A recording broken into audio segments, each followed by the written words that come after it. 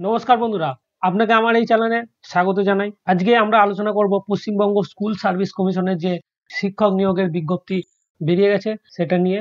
কিভাবে আপনারা form fill up করবেন, কোন ওয়েবসাইটে থেকে ফর্ম ফিল আপ শুরু হবে, কোন ডিপার্টমেন্টে কত ভ্যাকান্সি আছে, কি কি এডুকেশন কোয়ালিফিকেশন, কত নম্বরের পরীক্ষা হবে, কিভাবে হবে, সমস্ত কিছু আজকে আপনাদেরকে জানাবো এই ভিডিওটার মাধ্যমে।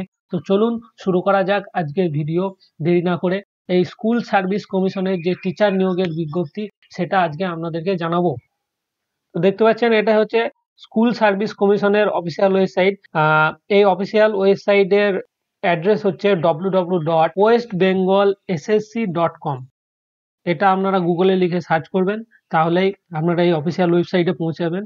আর আমাদের এই অফিসিয়াল ওয়েবসাইটের লিঙ্ক ভিডিওর ডেসক্রিপশনে দেওয়া থাকবে। আপনাদের যদি সমস্যা হয় তো ডেসক্রিপশনের লিঙ্কে ক্লিক করলে সোজাসুজি এই অফিসিয়াল ওয়েবসাইটে এসে আপনারা পৌঁছে যাবেন। তো এবার এখানে নিচে দেখতে পাচ্ছেন যে apply for the first stage level technical selection, এখানে আপনারা ক্লিক করবেন তাহলে এই নোটিশটা খুলে যাবে আপনাদের সামনে। তো এখানে দেখতে পাচ্ছেন, তো আপনারা দেখতে পাচ্ছেন যে first stage level teacher selection test 2020 recruitment assistant teacher upper primary level of school class 9-10 and class 11-12।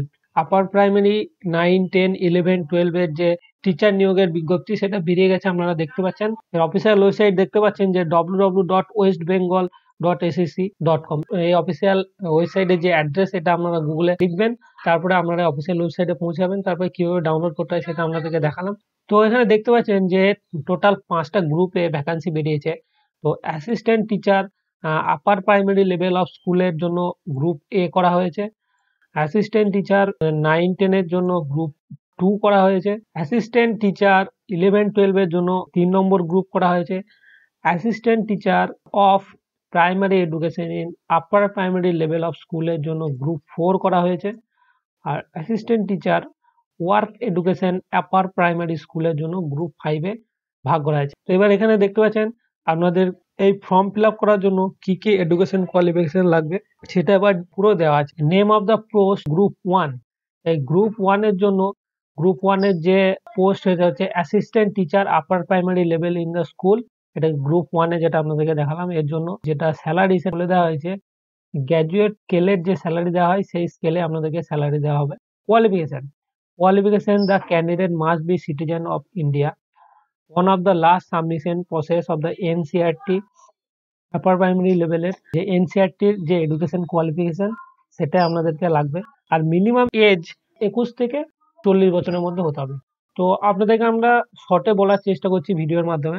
তো নোটিফিকেশনটা আপনারা ডাউনলোড করে ভালো করে দেখে নেবেন। এখানে পুরো ডিটেলসে দেওয়া আছে কি কি কোয়ালিফিকেশন লাগবে। তো যেটা লাগে সম্ভবত গ্র্যাজুয়েট পাস, সাথে বিএড ডিএড ট্রেনিং, এটাই লাগবে। যে বিএড ডিএড ছাড়া কোনো রকম রিক্রুটমেন্ট হবে না। এবার দেখতে পাচ্ছেন 2 নম্বর অ্যাসিস্ট্যান্ট টিচার ক্লাস 9 and 10, এটাও গ্র্যাজুয়েট পে লেভেলেই স্যালারি দেওয়া হবে।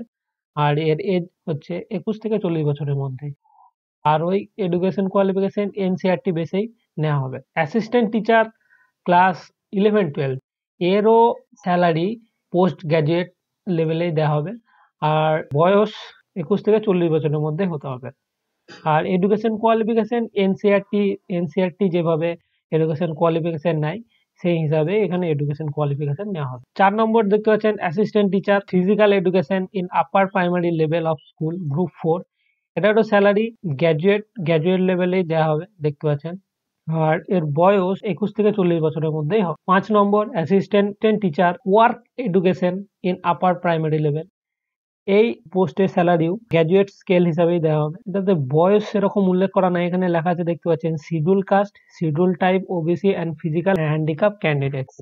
অর্থাৎ এখানে হয়তো ঠিকভাবে মেনশন করা হয়নি, বাট এটা ওয়ার্ক এডুকেশনের যে টিচারের নিয়ম সেটা হয়তো schedule caste, schedule type, OBC আর ফিজিক্যাল হ্যান্ডিক্যাপের জন্য। জেনারেলদের জন্য এই ডিপার্টমেন্টটাই নিয়োগ করা হবে না, হয়তো এটাই বলতে চাইছে। এখনো ফুল নোটিফিকেশন কি নেওয়া হবে সেটা এখনো ডিটেলসে জানানো হয়নি। তো ফর্ম ফিল আপের যখন সাবমিট করবেন তখন কি কি লাগবে সেটা বলে দেওয়া হয়েছে। Applicant must be available candidate, colour photograph লাগবে 50 কেবি সাইজের মধ্যে, আর স্ক্যান সিগনেচার 25 কেবি সাইজের মধ্যে আপনাদেরকে লাগবে যখন ফর্ম ফিল আপটা করবেন তখন। আর ফর্ম ফিল আপ ফিজ এখানেও বলা হয়েছে যে ওবিসি আর জেনারেল ক্যান্ডিডেটের জন্য 250 টাকা লাগবে, আর এক্সট্রা 10 টাকা এক্সট্রা লাগবে চালানের জন্য।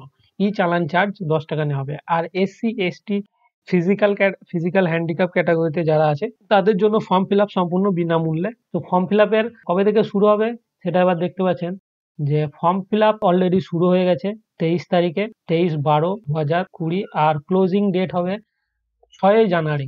তো সময় খুবই কম বন্ধুরা, তো যত তাড়াতাড়ি পারবেন ফর্ম ফিল আপ শুরু করেন, না হলে যত লেট করবেন তত সার্ভারের উপর চাপ পড়বে, হয়তো লাস্ট যখন শেষ টাইমে ফিল আপ করতে আসেন তখন হয়তো আপনাদের ফর্ম সাবমিটই হলো না।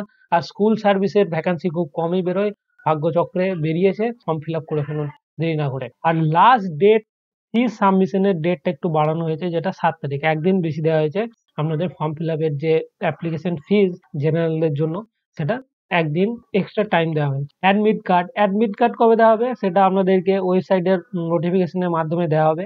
এবার আপনাদেরকে জানাবো যে কিভাবে রিক্রুটমেন্টের সিলেকশন প্রসেসটা হবে।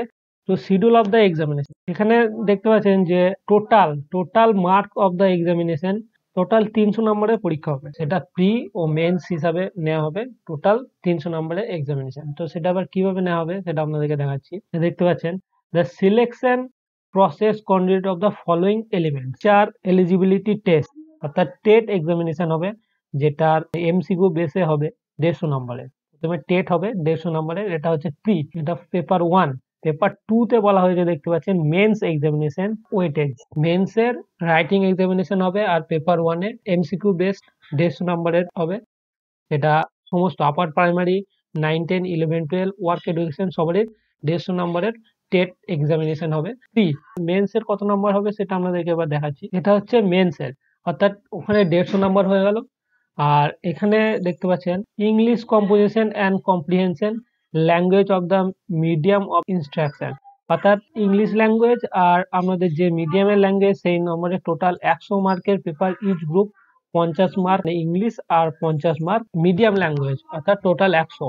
আর নলেজ অফ দ্য সাবজেক্ট, অর্থাৎ আমরা যে সাবজেক্টে অনার্স করেছেন সেই সাবজেক্টের 100 নম্বর, অর্থাৎ টোটাল 200 নম্বর এখান থেকে টেট এক্সামিনেশন হবে, সেখানে 150 মধ্যে 100 নেওয়া হবে। যে নোট, যে candidate condition precedent of the appearing of the written examination, paper of the descriptive 2A and B, অর্থাৎ এই পেপার যে মানে মেন্স এর যে paper shall be only of the candidate who have secured qualify cut off mark fixed of the commission for the representative category TET এক্সামিনেশনের cut off clear করলে তবেই মেন্সে আপনাদেরকে দেওয়া হবে। টেট এক্সামিনেশন অর্থাৎ প্রি এক্সামিনেশন কিন্তু 150 নম্বরে হবে, 150টা কোশ্চেন থাকবে, কিন্তু এর ওয়েটেজ কিন্তু 100 নম্বর নেওয়া হবে।